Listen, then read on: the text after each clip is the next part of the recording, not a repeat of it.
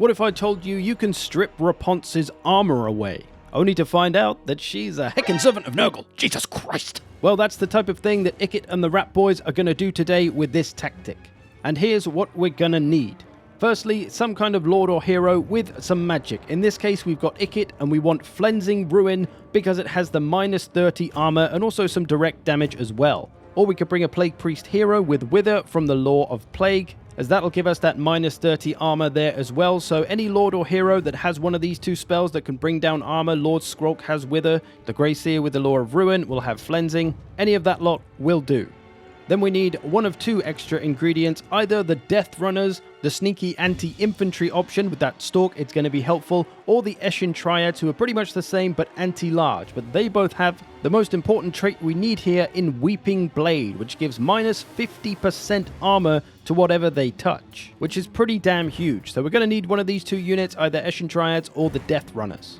And then we're going to need the Raw Doomflayers, the Dwarf Thing Menace, with their armor sundering ability on their melee attack. And, well, by now you can probably see where this is going. But another important ingredient here we're going to use is some Wolf Rats. We'll get into why in a second. Now, to give you an example of what this can do, we're going to use Lord Skrulk, who has the Wither spell, so he's bringing minus 30 armor from that.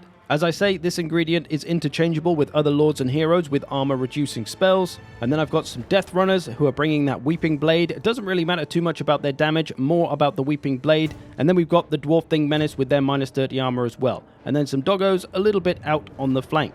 Now, to talk more about the Doggo Wolf Rats, we want the Poison version because they have a nice bit of weapon strength, whereas the Armor Piercing version has less weapon strength, but it has the Armor Piercing. But we don't need no Armor Piercing.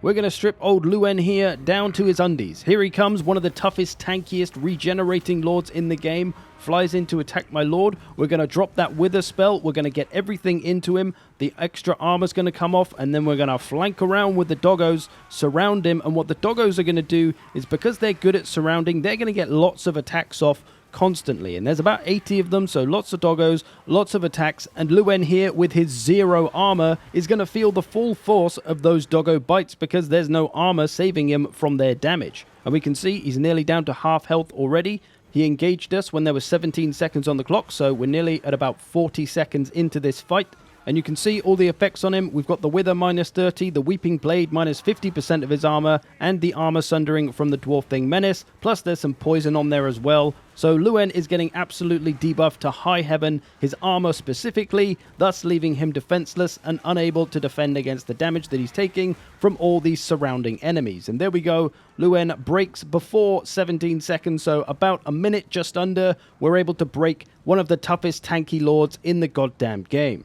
And if we look at some of the numbers from the end screen of this, 200 damage from Skrulk, 300 from the Dwarf Thing Menace, 300 from the Death Runners, big old 1800 from the Wolf Rats. They're the ones chewing poor old Luen to bits. As I say, if you get them with a nice surround on the enemy, they can do a lot of damage. How about some Iron Breakers now? One of the toughest infantry units in Total War Warhammer. How well can we get through them? I've got pretty much the same setup as before, Death Runners, Dwarf Thing Menace. I've got Ikit Claw instead though, so he's bringing Flensing, which reduces armor and does a bit of direct damage. And then I've got my Wolf Rats, my Doggos, coming around the back to try and get a good connection with the enemy unit, try and get as many Doggos into fighting as possible, and we'll see how well we can munch down the Iron Breakers. Now, they do have incredibly good melee defense, which is being buffed at the moment as well, so they're getting a little help from their lord, which is kind of ruining the test a little bit, but hey-ho. We've got them down to 3 armor, so they're going to be taking a lot of damage here from these Doggos, and of course everything else as well, but you can see we got these Iron Breakers down to half health already, even with their crazy melee defense. They've got no armor, no defenses. It's gone up a little bit now that one of our spells has worn off. They've got 33 armor, but it's too little too late. We've worn them down a lot. They engaged us at 41 seconds, and they break before 1 minute 41 seconds, so we can get rid of Iron Breakers in under a minute. And they got that buff as well to help them out, so they probably would have broke even quicker without that. Disgusting. Now, of course, this tactic can team up with other means of doing damage as well. We can take the usual 3 armor strippers, as we always do, but instead we're going to take ranged units this time to take down the Shredder of Lustria. I've got 1 unit of Jezzails and 1 Warp Lightning Cannon, so not a lot of ranged, but still just the 2 units, coupling up with the damage that the units in melee are going to do. And we've got that Shredder down to 0 armor. Now it's open season for all the damage to come in and just absolutely ruin it. Nearly got it down to half health. Bear in mind this thing has like 14,000 health or something. Now our units are going to get routed off because the Shredder is super spooky. But we've still got half the health of all our units. And I'm using Death Runners here. I'm not even using Eshin Triads, who would be better here against the anti-large unit. But just to show the power, I'm just using Death Runners, and it's still working just as good. Able to get rid of the Shredder in about a minute as well. So you can see the power of this tactic. If we do use the Eshin Triads against the large targets, we can be even more effective in that area. And that means that no kind of elite unit, whatever it is, Blood Knights here, is going to be safe from this tactic. I'm charging the doggos straight in this time instead of flanking them around just to see how that will do. But these Blood Knights are getting absolutely murdered, down to half health already. We've got all the same stuff coming off. They've got 0 armor. They're into the old crumbling. And it's another unit that's gone before a minute timer. So this tactic of stripping the armor away of whatever unit you're fighting gets rid of pretty much anything very, very quickly. As I say, you can do different combinations with wolf rats or with ranged or with all of it.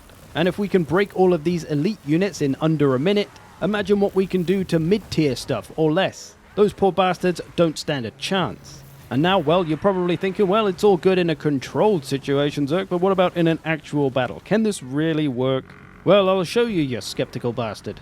We've got 2 solid ways we can use this tactic. Here in this Skaven versus Lizardmen fight, we're using them on the flank. My little stripper party is coming down the left side.